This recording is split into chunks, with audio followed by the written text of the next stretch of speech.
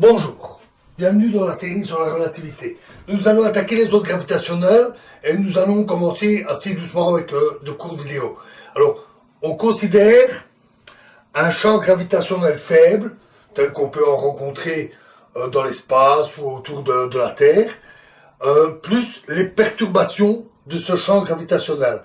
Alors, il est possible d'avoir des solutions exactes, donc sans faire cette approximation du champ gravitationnel faible, mais le traitement mathématique est beaucoup plus complexe. Alors, puisque le champ gravitationnel est faible, on peut l'écrire G mu nu égale état mu nu, le tenseur de Minkowski, plus la perturbation H mu nu, qui est considérée comme petite par rapport à 1.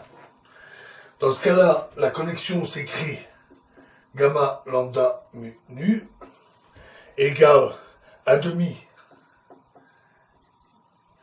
état lambda rho, donc le tenseur de Minkowski au lieu du tenseur métrique habituel, dh rho nu sur dx mu, plus dh rho mu sur dx nu, moins dh mu nu sur dx rho, plus 1/2 h lambda rho fois exactement la même expression. Alors, ce terme-ci est en h carré, puisqu'il y a des h ici, des h là, donc il est très très petit et on va le négliger, tout simplement. Dans ce cas-là, R mu nu, qu'on écrit souvent avec un 1 au-dessus pour dire approcher au premier ordre, en h, s'écrit comme étant égal à 1/2 le D'Alembertien de h mu nu moins d2 h lambda nu sur dx lambda dx mu moins d2 h lambda mu sur dx lambda dx nu plus d2 h lambda lambda par rapport à dx mu dx nu. C'est donc le tenseur de Ricci au premier ordre. Et nous savons que l'équation d'Einstein s'écrit R mu nu égale moins 8 pi g t mu nu moins g mu nu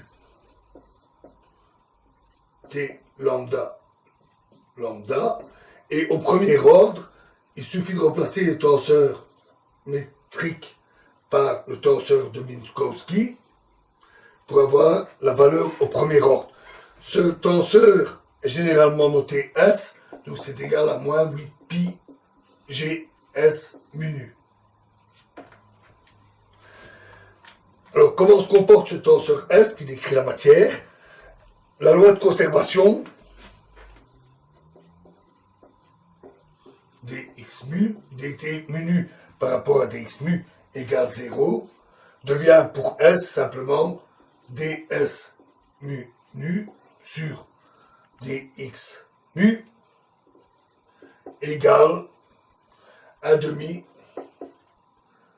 ds lambda lambda, donc pour que ceci s'annule, sur dx nu. Ceci,